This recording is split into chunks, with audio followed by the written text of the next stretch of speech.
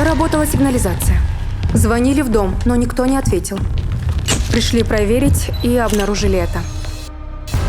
Ножи нашли под всеми подушками в доме.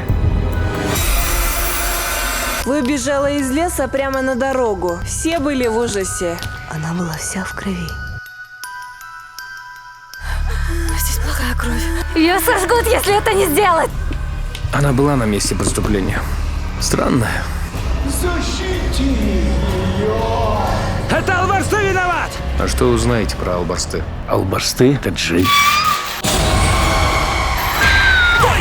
Она ведьма! Я виноват! Стой! Она последний шаман! Нам приходилось Ты мириться!